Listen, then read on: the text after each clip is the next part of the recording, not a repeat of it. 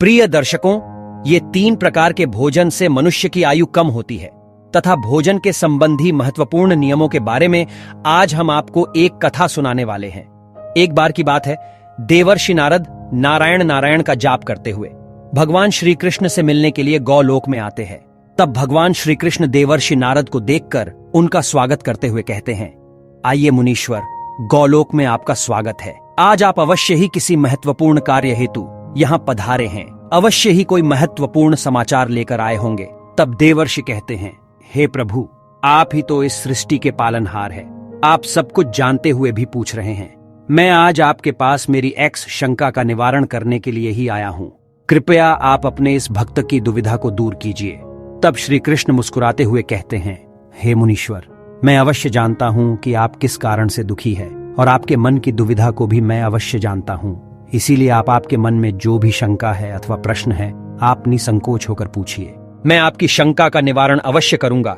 तब देवर्षि नारद कहते हैं, हे प्रभु, मेरे मन में आज यह जानने की इच्छा है कि मनुष्य को किस प्रकार का भोजन करना चाहिए।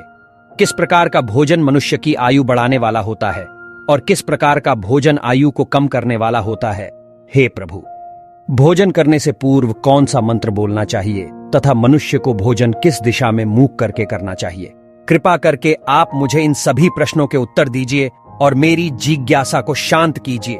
तब श्री कृष्ण कहते हैं, हे मुनीश्वर, आज आपने समस्त मानव जाति के कल्याण के लिए बहुत ही महत्वपूर्ण प्रश्न किए हैं। यह बात सत्य है कि मनुष्य जिस प्रकार का भोजन करता है उसी के अनुसार उसका स्वभाव, भाग्य और उसका अगला जन्म निर्धारित होता है। हे मुनीश्वर, इस विषय में एक प्राचीन इतिहास की सच्ची घटना की कहानी है जो मैं आपको सुनाता हूँ। प्रिय दर्शकों, भगवान श्री कृष्ण कथा आरंभ करते हुए बोले, हे मुनि, आप इस कथा को ध्यान से पूरा सुनिए। जो भी इस कथा का प्रचार तथा प्रसार करेगा उसे मृत्यु के बाद गौलोक में स्थान मिल जाता है तथा वह इस जन्म जन्मांतर के दुखों की पीड़ा से मुक्त हो जाता है। यह बात त्रेता युग की है और यही कथा महर्षि अगस्त्य ने भगवान श्री राम को भी सुनाई थी। इसीलिए इस कथा का महत्व बहुत अधिक है। इस प्राचीन कथा के माध्यम से आपको आपके सभी प्रश्नों के उत्तर मिल जाएंगे। देवर्षि कहते हैं, हे प्रभु, मैं इस कथा को अवश्य सुनना चाहता हूँ। इस कथा को मैं ध्यान पूर्वक सुनूंगा और इसका प्रचार पृथ्वी लोक पर करूंगा। प्रिय दर्शकों, श्री कृष्ण कहते हैं, प्राचीन काल की बात है। एक सुनसान और घनघोर जंगल था जिसका आकार 100 योजन था, लेकिन उस जंगल में कोई भी पशु और पक्षी नहीं रहते थे। केवल घने वृक्ष और पेड़ पौधे ही थे। कोई भी पशु या पक्षी उस जंगल की तरफ नहीं जाता था। लेकिन उस जंगल के मध्य भाग में 1-2 कोस लंबी झील थी और केवल उसी झील में हंस, बदक तथा अन्य पशु पक्षी रहा करते थे। प्रिय दर्शकों, श्री कृष्ण कहते हैं, हे मुनीश्वर, एक बार अगस्त्य मुनि उस झील के पास से गुजर रहे थे तो उन्हें एक बहुत ही अजीब चीज दिखाई दी। उस झील के पास एक बहुत बड़ा आश्रम था जो बहुत पुराना हो गया था, लेकिन फिर भी अत्यंत सुंदर और पवित्र दिखाई पड़ रहा था। उस आश्रम में कोई भी साधु तथा तपस्वी नहीं रहता था। वह आश्रम पूरी तरह से खाली था। अगस्त्य मुनि एक रात के लिए उस आश्रम में ठहर गए और सुबह उठकर वे उस झील के पास चले गए तो उन्हें रास्ते में एक मुर्दा शरीर अर्थात शव पड़ा हुआ दिखाई दिया, जो शरीर से अत्यंत बलवान और धष्ट पुष्ट था, जिसे देखकर मालूम होता था कि वह किसी तरुण पुरुष का शव है। उस शव को देखकर अगस्त्य मुनि सोचने लगे कि यह कौन हो सकता है, इसकी मृत्यु कैसे हो गई तथा वह इस जंगल में आखिर कैसे आया होगा। उस मरे हुए व्यक्ति के बारे में जानने की अगस्त्य मुनि को जिज्ञासा हुई। तभी अचानक आकाश में उन्हें एक दिव्य विमान दिखाई पड़ा और वह दिव्य विमान उस झील के समीप आकर रुक गया और उस विमान से एक दिव्य पुरुष उतरा और वह उस झील में नहाने के लिए चला गया। फिर कुछ समय बाद झील में नहाकर वह बाहर आया और उस मुर्दे शरीर का मांस खाने लगा तथा उसने भरपेट उस मोटे ताजे मुर्दे का मांस खा लिया और फिर से विमान की ओर जाने लगा। तभी अगस्त्य मुनि ने उस दिव्य पुरुष को आवाज लगाई और कहा, हे दिव्य पुरुष, तुम कौन हो? तुम देवताओं के समान दिखाई पड़ते हो, किंतु तुम्हारा भोजन अत्यंत घृणित और तुच्छ प्रकार का है जिसे कोई पशु भी ना खा सके। किंतु तुम मुर्दे का मांस क्यों खा रहे हो? ऐसा भोजन भला कोई देवता कैसे कर सकता है? फिर उस स्वर्गवासी दिव्य पुरुष ने अगस्त्य मुनि की तरफ देखा और उन्हें हाथ जोड़कर प्रणाम करके कहने लगा, हे साधु महाराज, आपको मेरा सप्रेम नमस्कार है। यह मुझे मिला हुआ ऐसा श्राप रूपी आशीर्वाद है। मैं आपको मेरी कहानी सुनाता हूँ। पूर्व काल की बात है। विदर्भ देश में मेरे महायशस्वी पिता राज्य करते थे। वे वसुदेव के नाम से तीनों लोकों में प्रसिद्ध थे और परम धार्मिक व्यक्ति थे। उनकी 2 पत्नियां थीं। उन दोनों पत्नियों से उन्हें एक एक करके 2 पुत्र हुए। मैं उनका बड़ा बेटा था। लोग मुझे श्वेत के नाम से जानते थे और मेरे छोटे भाई का नाम सूरत था। पिताजी की मृत्यु के बाद मुझे विदर्भ देश का राजा बना दिया गया और मैं वहां कुशलता के साथ राज्य चलाने लगा। राज्य करते हुए मुझे कई हजार साल बीत गए। फिर एक दिन मुझे वैराग्य हुआ और मैंने राजपाट का त्याग करने का निर्णय लिया और मृत्यु पर्यंत तपस्या करने का निश्चय करके मैं जंगल में रहने के लिए चला आया। अपने राज्य को मैंने अपने छोटे भाई सूरत को सौंप दिया और उसे राजा बना दिया। फिर इस झील के पास आकर मैंने कठोर तपस्या करना आरंभ किया। 1000 वर्षों तक मैंने इस जंगल में तपस्या की और उसी के प्रभाव से मुझे ब्रह्मलोक की प्राप्ति हुई। लेकिन ब्रह्मलोक पहुंचने के बाद भी मुझे भूख और प्यास अधिक सताने लगी। मेरे सभी इंद्रिय तिलमिला उठे और स्वयं का संतुलन खोने लगा। फिर मैंने ब्रह्मलोक के सर्वश्रेष्ठ देवता ब्रह्मा जी से पूछा, हे भगवान, मैंने तो सुना है कि ब्रह्मलोक में किसी भी प्राणी को भूख और प्यास नहीं लगती है, फिर मुझे भूख और प्यास क्यों लग रही है? यह मानसिक पीड़ा मेरा पीछा क्यों नहीं छोड़ रही है? कृपया आप मुझे बताइए कि मैं किस चीज का सेवन करूं जिससे मेरे मन और इस शरीर की तृप्ति हो जाए। मित्रों, श्री कृष्ण कहते हैं, हे मुनीश्वर। फिर ब्रह्मदेव ने कहा, हे राजन, पृथ्वी पर दान धर्म करने पर ही व्यक्ति इस लोक में भूख प्यास से मुक्त हो जाता है, लेकिन तुमने अपने जीवन काल में कभी दान नहीं किया। किसी भी गरीब को भीख तक नहीं दी। तुमने राजमहल में रहकर भी द्वार पर आए अतिथियों को भोजन नहीं दिया। तुमने सदैव ही उचित भोजन किया है। बिना स्नान किए ही तुम भोजन किया करते थे। भोजन शुरू करने से पहले तुमने ईश्वर का कभी भी धन्यवाद नहीं किया। स्वादिष्ट भोजन को दूसरों को दिए बिना ही तुमने उसे ग्रहण कर लिए। इसी कारण से तुम्हें यह पाप लगा है। इसीलिए तुम्हें ब्रह्मलोक में भी भूख और प्यास का कष्ट उठाना पड़ रहा है। जीवित रहते हुए तुमने अनेक प्रकार के आहार का अकेले ही सेवन किया है। अनेक प्रकार के पकवान तुमने अकेले ही खाए हैं, दूसरों को नहीं दिए हैं, जिससे तुम्हारा शरीर तो बलवान बन गया, किंतु तुम्हारा पुण्य क्षीण हो गया। अब तुम्हारे लिए एक ही उपाय है। उस झील के पास तुम्हारा मृत शरीर पड़ा हुआ है। तुम उसी का मांस खाकर अपनी भूख मिटाओ। मित्रों, ब्रह्मा जी द्वारा इस प्रकार से कहने पर राजा ने कहा, हे प्रभु, अपने शरीर का भक्षण कर लेने के पश्चात मेरा क्या होगा? उसके बाद मैं क्या खाऊंगा? मेरे खाने के लिए कुछ भी शेष नहीं रहेगा। कृपया कुछ ऐसा भोजन बताए जिसका भक्षण कर लेने पर भूख मिट जाए और जो कभी खत्म ना हो। तब ब्रह्मदेव कहते हैं, हे राजन, तुम्हारा शरीर ही मैंने अक्षय बना दिया है। उसे तुम रोज खाओगे, फिर भी यह समाप्त नहीं होगा। वह दूसरे दिन फिर से ताजा हो जाएगा। इस मृत शरीर के अंग फिर से उग आएंगे और उन्हें तुम फिर से खा सकोगे।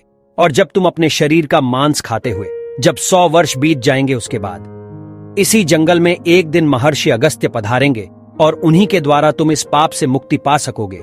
इस प्रकार से राजा श्वेत ने सारी कहानी महर्षि अगस्त्य को बता दी और कहने लगे, हे महान साधु महाराज, मेरा शरीर कभी नष्ट नहीं होता है और मैं रोज आकर अपने शरीर का मांस खाता हूँ। न जाने कब मुनि अगस्त्य यहाँ पर पधारेंगे और मुझे इस कष्ट से मुक्ति दिलाएंगे। ऐसा सोचते हुए मुझे 100 वर्ष बीत चुके हैं और मैं आज भी उनकी राह देख रहा हूँ।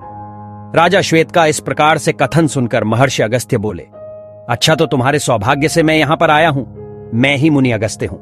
और बोलो, मैं तुम्हारी किस प्रकार से सहायता कर सकता हूँ? मित्रों, श्री कृष्ण कहते हैं, हे मुनीश्वर। तब राजा अत्यंत प्रसन्न हुए और जमीन पर लेटकर महर्षि अगस्त्य के चरणों को वंदन करने लगे तथा राजा श्वेत बोले, हे मुनि, कृपया आप मुझे इस घृणित आहार से मुक्त कीजिए तथा जिस पाप के कारण मुझे यह प्राप्त हुआ है उस पाप से भी मुझे मुक्त कीजिए, जिससे मुझे अक्षय लोक की प्राप्ति हो सके। हे मुनि, मैं आपको यह सुवर्ण आभूषण भेंट करता हूं। कृपया आप मुझ पर कृपा करें। राजा की दुख भरी बातें सुनकर मुनि को उन पर दया आ गई। जैसे ही राजा ने वह सुवर्ण आभूषण महर्षि अगस्त्य के हाथ पर रखा, उसी समय उनका मृत शरीर अदृश्य हो गया और वे उस पाप से मुक्त हो गए। और फिर महर्षि अगस्त्य से आज्ञा लेकर वे उस दिव्य विमान में बैठकर ब्रह्मलोक को चले गए। इस प्रकार से उस राजा श्वेत को दान ना करने के पाप से मुक्ति मिली। भगवान श्री कृष्ण कहते हैं, हे देवर्षि, इस प्रकार से ऊंची भोजन करने के कारण ही विदर्भ देश के महाराज को ब्रह्मलोक में रहने पर भी तृप्ति नहीं मिली और उन्हें पृथ्वी लोक पर आकर स्वयं का ही मांस खाना पड़ा। मित्रों, श्री कृष्ण कहते हैं, हे मुनीश्वर, पवित्र आसन पर बैठकर अपने पैरों को भूमि पर रखकर पूर्व की ओर अथवा सूर्याभिमुख होकर अन्न को ग्रहण करना ही सर्वोत्तम माना गया है। पूर्वाभिमुख होकर भोजन करने से यश की प्राप्ति होती है। सूर्य की और मुख करके भोजन करने से संपत्ति की प्राप्ति होती है और उत्तर की ओर मुख करके भोजन करने से सत्य की प्राप्ति होती है। अपने पांचों अंगों का प्रक्षालन कर अर्थात दोनों हाथ, दोनों पैर और मुख को पानी से धोकर ही भोजन करना चाहिए। भोजन के पत्र को भूमि पर रखकर अन्न ग्रहण करना ही सर्वश्रेष्ठ माना गया है। शास्त्रों में इस प्रकार से भोजन करने को उपवास करने के समान बताया गया है। मनुष्य शरीर पर जो जीव जंतु होते हैं वे पानी से निकल जाते हैं। मित्रों, श्री कृष्ण कहते हैं भोजन शुरू करने से पूर्व इस मंत्र का जाप अवश्य ही करना चाहिए। ओम सहनावतु सह नौ भुनक्तु सह वीर्यं करवावहै तेजस्विनावधीतमस्तु मां विद्विषावहै। ओम शांति शांति शांति। मनुष्य को क्रोध रहित होकर भोजन करना चाहिए। क्रोध की अवस्था में भोजन करने से अन्न का अपमान होता है और कई व्याधियां उत्पन्न होती है। भोजन ग्रहण करने से पूर्व अमृतों पस्तरणमसि ऐसा कहकर भोजन को शुरुआत करनी चाहिए अथवा जय श्री कृष्ण अर्पण बोलकर भोजन का पहला निवाला ईश्वर को समर्पित कर खाना चाहिए। यदि आप आचमन करते हैं तो सबसे पहले ओम प्राणाय स्वाहा, ओम अपनाय स्वाहा और फिर ओम व्यानाय स्वाहा, पुनः ओम उदानाय स्वाहा और अंत में ओम समानाय स्वाहा कहकर पांचवी आहुति देनी चाहिए। तत्पश्चात आत्मा का मन से ध्यान करते हुए हमेशा अपने परिजनों, बंधु बांधों के साथ इच्छा अनुसार भोजन करना चाहिए। अपने परिवार में एकता बनाए रखने का सबसे सरल और आसान सा मार्ग है कि अपने सारे परिवार के साथ भोजन करना। देखने वालों अर्थात भूखे व्यक्तियों बिना दिए बिना पूछे भोजन को शुरुआत नहीं करनी चाहिए। ऐसा भोजन रोग निर्माण करने वाला बन जाता है। हमेशा अपने घर आए अतिथि को भोजन कराने से महापुण्य लगता है। किसी यात्री या गरीब को भोजन खिलाने से आपके सारे पाप नष्ट हो जाते हैं।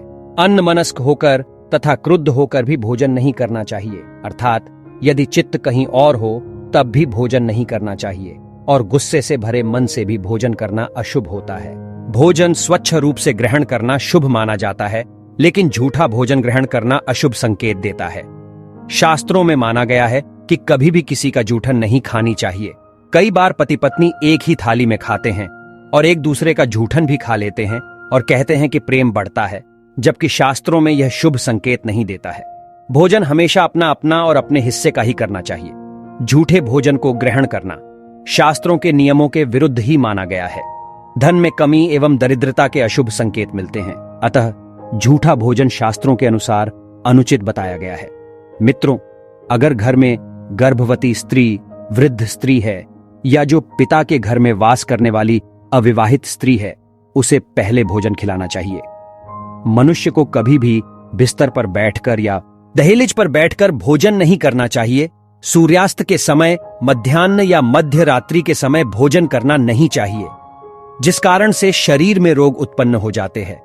कभी भी दूसरों से अन्न को छीनकर नहीं खाना चाहिए। जीवन में सुख आए और समस्याओं से छुटकारा मिले, इसके लिए शास्त्रों के नियमों का पालन करना शुभ होता है, जो जीवन को सुख, शांति, समृद्धि, सफलता से भर देता है। प्रिय दर्शकों, श्री कृष्ण कहते हैं, हे मुनि, क्या आपको अपने प्रश्नों के उत्तर मिल गए? तब नारद मुनि कहते हैं, हे प्रभु, आपकी लीला अपरंपार है, आप धन्य हैं प्रभु। मुझे मेरे प्रश्नों के उत्तर मिल चुके हैं। तो प्रिय दर्शकों, आशा करते हैं आपको ये कथा जरूर पसंद आई हो। वीडियो को लाइक करें और सच्ची श्रद्धा से कमेंट में जय श्री कृष्ण अवश्य लिखें। आप सभी का धन्यवाद।